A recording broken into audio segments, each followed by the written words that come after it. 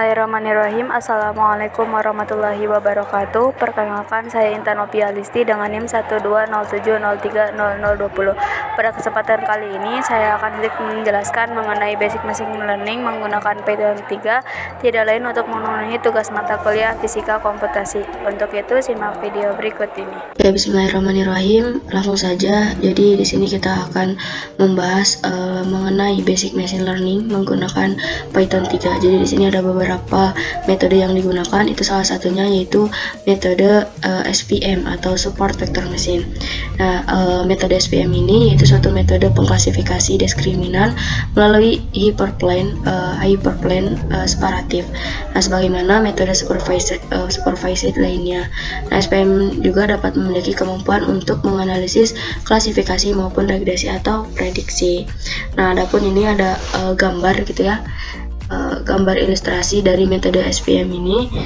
Jadi ketika kita ada beberapa data yang terkumpul, kemudian kita ingin mengklasifikasikannya menjadi beberapa kelas, nah pemisahannya itu bisa menggunakan hyperplane gitu. Nah, ini hyperplane. Ini hyperplane. Nah, dengan jarak masing-masing dengan jarak itu jarak mesinnya itu antara titik data yang terdekat satu dengan yang lainnya gitu ya. Nah, kemudian di sini ada ilustrasinya. Jadi di sini ada dua titik, yaitu titik yang merah itu kelas A dan yang biru itu kelas B. Dimana di sini juga terdapat optimal hyperplane. Jadi yang nantinya sebagai pembatas gitu ya, sebagai pembatas untuk mendapatkan nilai ataupun datanya. Jadi kita akan mengetahui jaraknya kita menggunakan hyperplane dengan nilai yang optimal. Selanjutnya kita langsung masuk ke pemrograman. Jadi kita sudah buat beberapa kode pemrograman. Kita coba buka file yang ini. Untuk yang pertama itu menggunakan metode SVM. Kita coba buka menggunakan idle.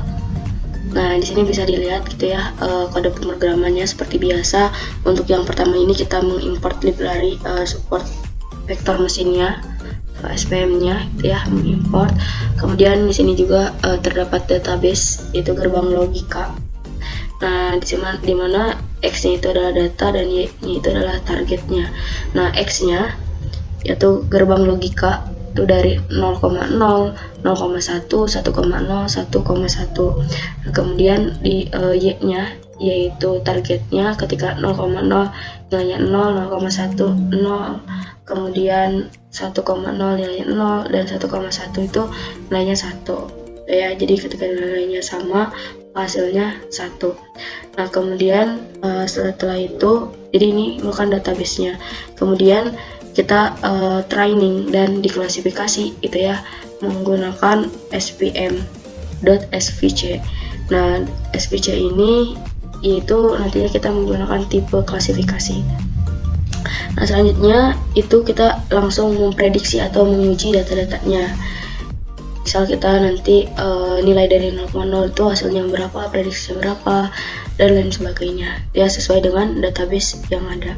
Oke, setelah itu kita coba running. Oke, nah kita tunggu nilainya gitu ya. Nah, ini hasilnya gitu ya, logika N metode support vector mesin gitu, dimana logikanya itu dengan prediksi.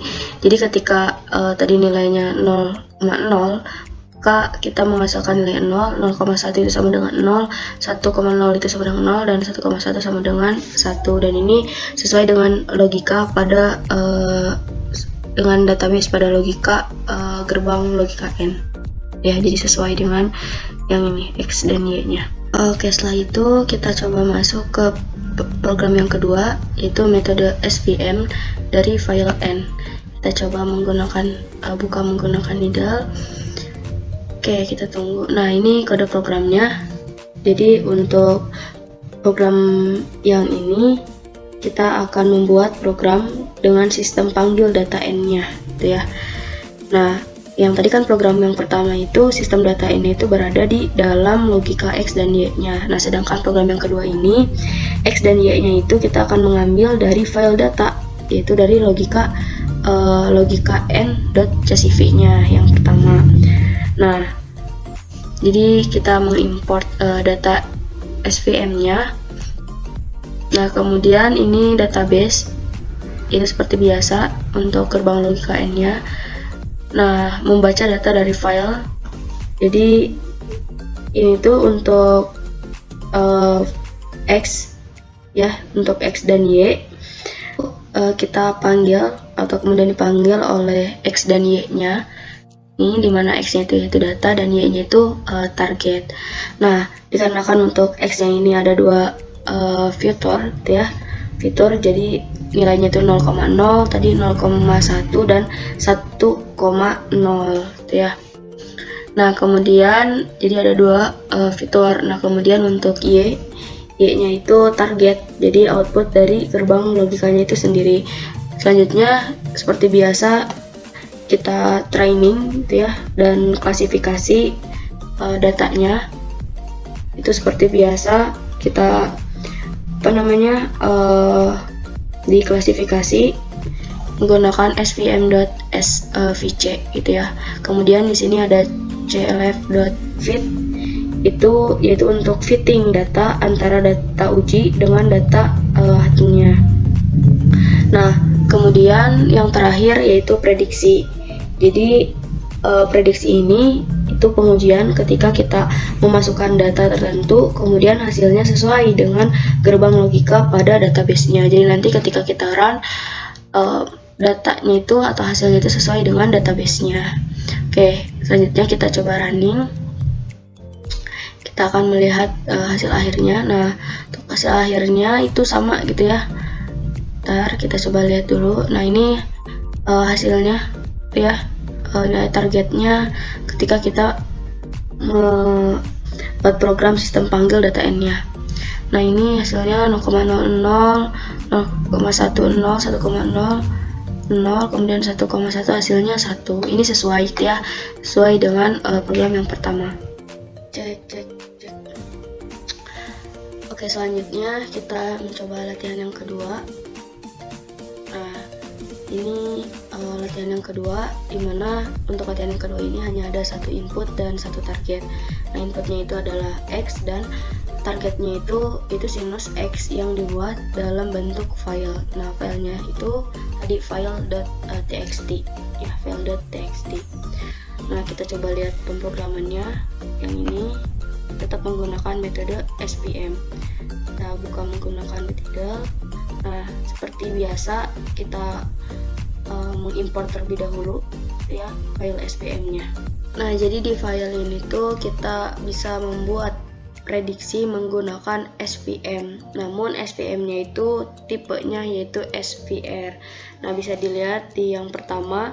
Jadi kita mengimport file SVR-nya from sclearn.svm import SVR. Nah, karena yang kita gunakan adalah support vector regression. Nah, yang tujuannya itu untuk memprediksi ya. Nah, karena apabila sebelumnya itu parameter klasifikasinya itu ada buka kurung dan juga tutup kurung, kita coba lihat lagi. Misal untuk yang ini kan ada buka kurung dan juga tutup kurung. Jadi tidak ada parameter, artinya default. Nah, namun untuk metode yang sekarang ataupun untuk program yang sekarang itu model regresinya yaitu SVR kurung kenal sama dengan RBF, dimana C-nya itu 100, gamma-nya itu 0,1 dan epsilon-nya itu 1. Nah, ini merupakan parameter-parameter di dalam metode SVM atau support vector mesin yang bisa divariasikan. Oke, kemudian kita juga membandingkan gitu ya,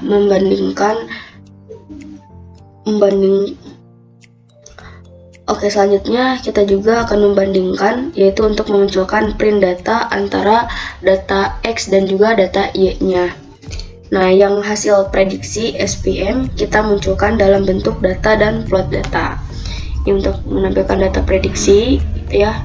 Ini juga plot data prediksinya. Jadi nanti di sini ada prediksi data menggunakan SVM. Oke, kita coba running.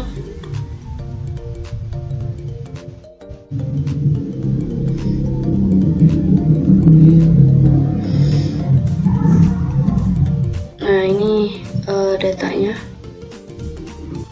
Oke, nah ini secara otomatis akan muncul ketika data tersebut di running. Jadi di sini ada data X, gitu ya, data X dan sinus X, dimana sinus X-nya itu data dari hasil prediksi SVM-nya. Nah, ini hasilnya, ya. Nah, sampai bawah. Ini yang terakhir di 20,00 itu dengan hasilnya 0,81303,819 ya. Ini 19, 18, 17 dan seterusnya. Nah, kemudian ketika diplot gitu ya, hasilnya akan seperti ini. Jadi ini merupakan hasil plot dari dari prediksi data menggunakan SVM. Ya, dimana untuk yang garis merah ini yaitu RBF dan titik biru ini yaitu datanya. Jadi ini merupakan metode support vektor mesin gitu ya. Kita masuk ke metode yang kedua yaitu metode Knierz-Neck-Morse atau KNN. Nah, untuk metode ini dilihat berdasarkan kedekatan ataupun ciri-ciri data.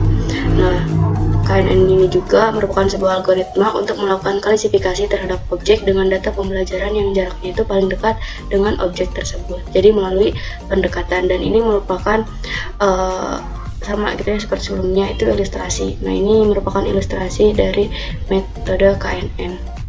Nah, adapun salah satu hadis yang berdekatan dengan metode ini yaitu hadis Sunan Abu Daud nomor 4193 yang artinya itu telah menceritakan kepada kami Ibnu Bashar berkata, telah menceritakan kepada kami Abu Amir dan Abu Daud, keduanya berkata, telah menceritakan kepada kami Zuhair bin Muhammad, ia berkata. Jadi ini merupakan sanadnya sampai kepada Abu Musa bin Mardan dari Abu Hurairah. Nah, bahwa Nabi SAW bersabda, ini masuk ke matan, seorang laki-laki itu bergantung dengan agama teman gaulnya, maka hendaklah salah seorang melihat siapa yang menjadi teman gaulnya.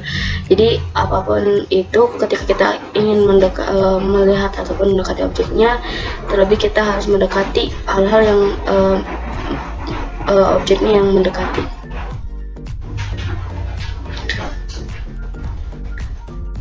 Nah, jadi ketika kita ingin memperoleh suatu objek gitu ya, ataupun sasaran tujuan dari kita ataupun seseorang, maka kita harus mendekati terlebih dahulu objek tersebut. Itu bisa berupa, kalaupun misal lihat dari hadis ini, yaitu berupa teman. Oke, langsung saja kita masuk ke pemrograman. Nih, kita buka metode KNN, kita buka menggunakan IDLE.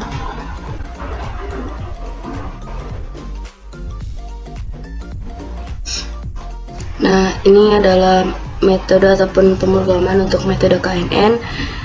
Jadi di sini from sklearn Neck-Morse import Knierz-Centroid gitu ya. Ini. Nah, yang pertama ini from sklearn Neck-Morse import Knierz-Centroid. Nah, dimana di sini dicantumkan juga database-nya itu gerbang logika N, dimana X-nya ini yaitu data dan Y itu target. Nah, untuk X-nya atau datanya itu 0,0, nanti targetnya itu 0, hasilnya 0, 0,1 hasilnya 0, 1,0 hasilnya 0, 1,1 hasilnya 1. Selanjutnya kita juga langsung di training dan juga diklasifikasi menggunakan CLF, itu sama dengan Knierz-Centroid, dan juga di sini CLF.fit X, Y. Nah, untuk prediksinya itu sama, jadi nanti kita ingin mengetahui nilai 0,0 itu hasilnya apa atau berapa, 0,1, 1,0 dan juga 1,1. Kita langsung running. Nah, ini hasilnya itu kurang lebihnya sama seperti pada metode sebelumnya, dan ini hasilnya itu sama dengan pemrograman yang ada di metode KNN ini ataupun pemrograman yang digunakan. Jadi ini 100% berhasil. Ini untuk yang pertama. Kita coba buka metode yang kedua ataupun pemrograman yang kedua, yaitu seperti sebelumnya kita akan membuat program sistem panggil data N-nya. Oke, kita coba buka. Nah, ini pemrogramannya ketika kita memanggil sistem data N-nya. Nah, tadi kan program 1 itu sistem datanya berada di dalam logika X dan Y. Nah, untuk program 2 ini X dan Y-nya itu mengambil dari file data. Gitu ya. Di sini filenya itu logika NCSV. Dan kemudian seperti biasa untuk X dan Y-nya itu, dimana untuk X-nya karena ada dua filter gitu ya, 0,0, 0,1, 1,0. Nah, untuk Y itu ada target. Jadi nanti Y-nya itu hasil dari nilai dari X ataupun output dari gerbang logika itu sendiri. Nah, kemudian di training dan diklasifikasi, CLF sama dengan nearest centroid. Ini juga sama, dan untuk prediksi itu lebih ke pengujiannya ataupun data pengujian. Selanjutnya kita coba running. Oke, kita tunggu hasilnya. Ini hasil dari running dari program yang tadi. Ini nilainya sama, ketika 0,0 nya 0, 0,1 hasilnya 0, 1,0 hasilnya 0, dan 1,1 hasilnya 1. Ini 100% berhasil sama gitu ya. Oke, selanjutnya kita masuk ke latihan yang kedua. Kita masuk ke metode KKN dari file sinus. Sebelum itu kita coba buka terlebih dahulu nilai ataupun ya data dari sinus.txt-nya. Nah, dimana untuk sinus txt itu hanya ada satu input dan satu target. Nah, inputnya itu berupa X. Nah, targetnya itu sinus X yang dibuat dalam bentuk file. Nah, filenya itu di sini, filenya itu file txt. Nah, kemudian kita bisa membuat prediksinya menggunakan metode KNN gitu ya. Kita coba buka pemrogramannya. Ini KNN. Nah, untuk di sini dari library clean import ya KNN ini. Kemudian di sini yaitu kita nanti menggunakan sinus txt gitu ya. Ini merupakan latihan yang kedua pemrograman dari metode KNN. Ini dari library clean import yang ini KNN karena kita menggunakan metode KNN. Kemudian database-nya file db-nya itu sinus.txt. Jadi kita mengimport file sinus.txt. Oke, ini merupakan pemrograman dari metode KNN. Jadi dari library clean import KNN. Nah, seperti biasa untuk file database-nya, untuk file db-nya itu sinus.txt. Gitu ya. Jadi perbedaan dari sebelumnya sama gitu ya. Jadi apabila sebelumnya itu parameter klasifikasinya ada buka kurung itu kan, tutup kurung. Nah, jadi tidak ada parameter, artinya default. Nah, sedangkan untuk model regresi apa yang ini yaitu berupa sinus.txt.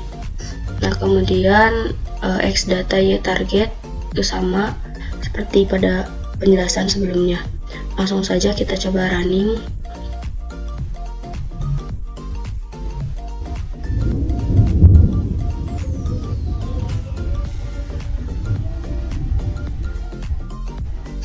Oke, ini datanya. Kita sudah munculkan data dan juga grafiknya. Jadi pada file ataupun metode latihan yang kedua itu regresinya. Jadi kita bisa membandingkan untuk memunculkan print data antara data X dan juga data Y yang dihasilkan prediksi yang tadi metode KNN. Nah, kita bisa memunculkan dalam bentuk data, ini ya data, dan juga dalam bentuk plotnya. Tuh, ini untuk datanya itu sama gitu ya. Sama dengan ini nih, sama dengan file yang tadi yang sinus txt-nya, kan hasilnya sama. Nah, kemudian ini adalah grafiknya, yaitu prediksi data menggunakan metode KNN. Nah, ini adalah latihan yang kedua menggunakan metode dari K-Nurse-Nickboards gitu ya. Oke, selanjutnya kita masuk ke metode yang ketiga, yaitu metode decision tree. Nah, di mana metode ini sering dikatakan atau ya dibilang istilahkan atau Dan selanjutnya untuk metode yang ketiga yaitu metode decision tree. Nah, untuk metode ini atau bisa dikatakan sebagai pohon keputusan. Nah, inspirasi dari metode ini yaitu dari pohon, dari semua pohon yang terdiri dari akar, batang, ranting, dan juga daun. Jadi dari awal, dari atas sampai akhir. Nah, ini merupakan ilustrasi dari metode decision tree gitu. Nah, sebelumnya ini merupakan tadinya data-data kemungkinan keputusan pengambilan komputer. Jadi dari sekian banyak data kemudian dibuatkan tabel, bukan tabel ya, ini namanya seperti diagram. Jadi diagramnya seperti pohon. Jadi ini barat pohon, misal ini batang dan lain sebagainya. Nah, kemudian jadi di ilustrasi ini, jadi nantinya kita bisa mengetahui kemungkinan keputusan pembelian komputer itu sendiri.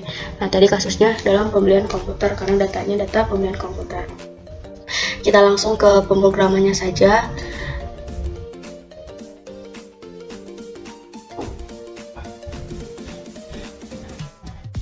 Oke, kita masuk ke pemrograman.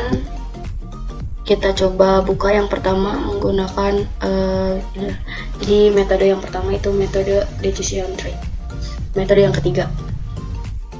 Nah, untuk pemrogramannya kurang lebihnya sama gitu ya. Yang pertama ini from clear import tree. Jadi kita mengimport metode decision tree. Nah, kemudian database-nya itu gerbang logika N, dimana X-nya itu data dan Y itu target. Seperti biasa untuk X-nya itu kita membuka gerbang gitu ya.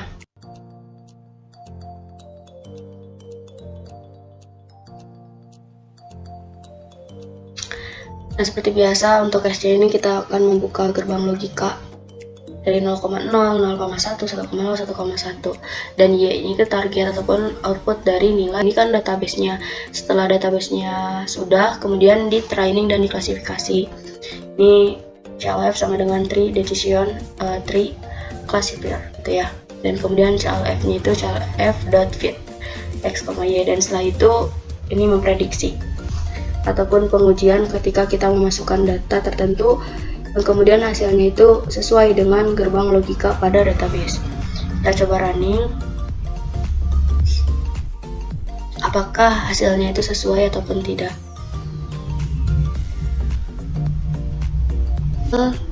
Hasil running dari program metode decision tree ya, metode yang ketiga ini hasilnya 0,00, 0,10, 1,00, 1,1, hasilnya 1, dan ini 100% berhasil karena sesuai dengan program yang telah kita buat. Oke, selanjutnya kita coba untuk membuat program sistem panggil data N-nya seperti pada program-program sebelumnya. Oke, kita coba buka. Ini metode decision tree dari file N. Jadi nanti kita akan membuat dan juga yang membuat program sistem panggil data N-nya. Oke, kita coba buka filenya.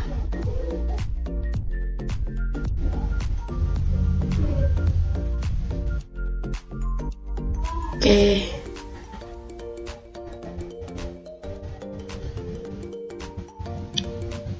Oke, ini untuk programnya ya, kita mengimport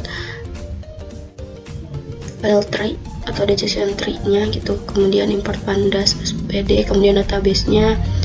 Nah, itu seperti sebelumnya, ini file DB-nya itu logika n.csv. Nah, kemudian setelah itu X data, Y target.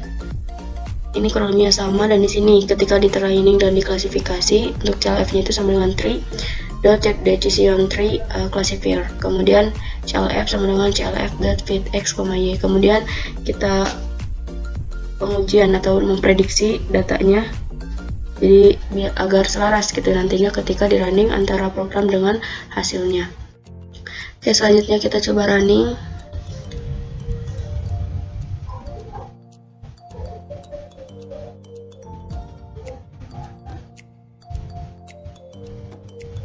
Ya, ini hasilnya sudah muncul. Fitur 1, fitur 2, kemudian targetnya 0,0, 0,1, 1,0, 1,1, ini hasilnya 0,01. Kemudian di sini datanya ya. Nah, ini itu kurang lebihnya sama. Jadi ini 100% berhasil. Oke, selanjutnya kita masuk ke latihan yang kedua. Seperti biasa, kita ingin mengetahui nilainya menggunakan sinus gitu ya, sinus X. Nah, seperti biasa, ini untuk data sinus X-nya, sinus.cxt ya. Jadi dalam bentuk cxt. Dimana ini sama, ada satu input dan juga satu target. Nah, inputnya itu berupa X dan juga targetnya itu sinus X yang dibuat dalam bentuk file. Nah, filenya itu dalam bentuk txt, jadi sinus txt. Oke, kita coba langsung buka aja untuk pemrogramannya dari metode decision tree dari file sinus. Oke, kita coba buka menggunakan idle.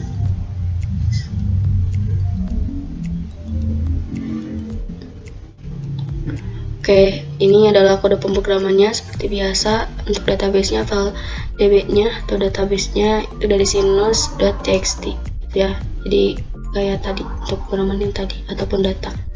Kemudian di sini kita mengimport from sklearn tree import decision tree regressor. Nah, kemudian import nampi snp, import pandas spd, nah import matplotlib bplot. Jadi nantinya juga kita akan memunculkan bukan hanya data namun juga grafik ataupun kurva dari program yang telah kita buat. Nah, kemudian ini kode programnya kurang lebihnya sama ya pada sebelumnya. Oke, langsung saja kita coba running.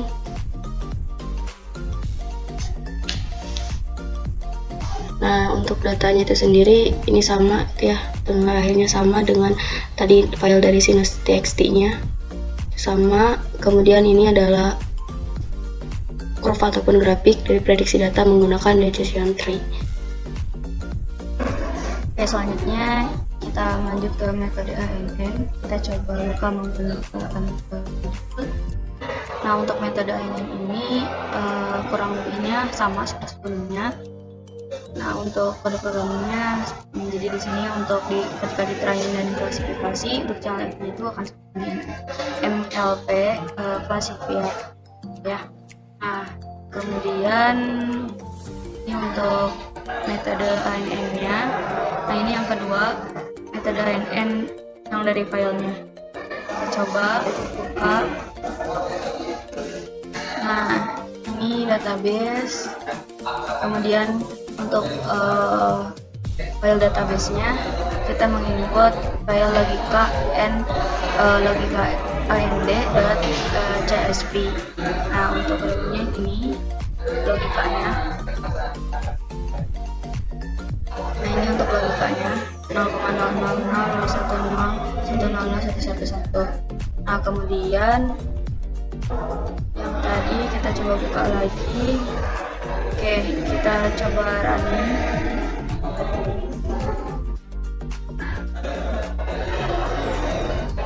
Kita tunggu dulu.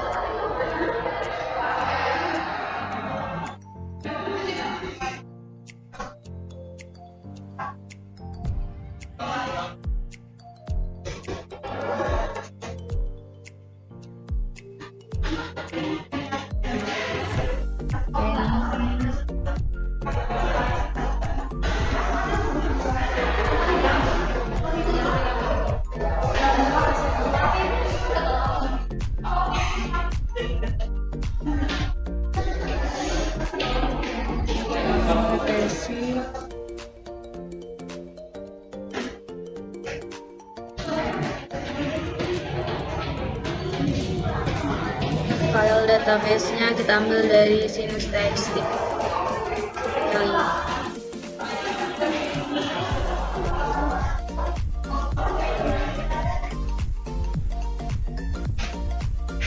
Kita coba running.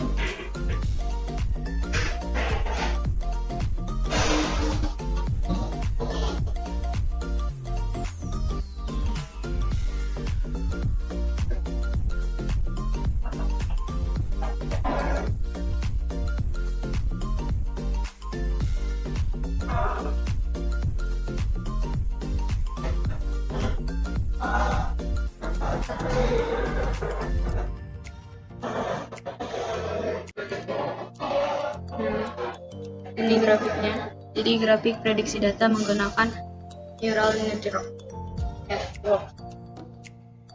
Oke. Untuk nilainya ini sama.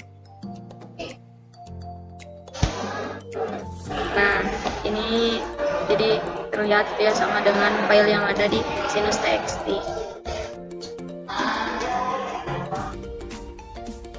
Oke, mungkin hanya ini yang dapat saya sampaikan. Kurang lebihnya mohon maaf. Wassalamualaikum warahmatullahi wabarakatuh.